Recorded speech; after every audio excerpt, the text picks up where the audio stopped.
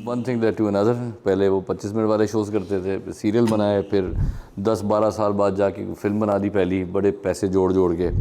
और जोड़ जोड़ के भी ना मेरे पास आधे हुए थे, जो बजट था फिल्म का उसके आधे हुए थे मेरे।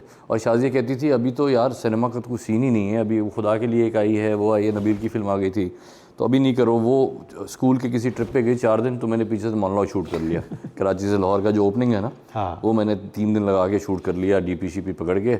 और वो फिर मैं शॉप अराउंड करने लग गया। एक होता है ना कि कैसे होगा ये, वो ऐसे होगा कि वो 3-4 मिनट का मोनोलॉग था, वो मैं यूनिलीवर गया, मैं चैनल्स के पास गया, मैं नदीम मांडीवाला साहब के पास गया, जावेद शेख साहब के पास गया, जो जो मैं एक्सेस था, मैंने कहा ये मैंने बनाया है, ठीक है, और मैं ये पूरी फिल्म का स्क्रिप्ट रेडी है।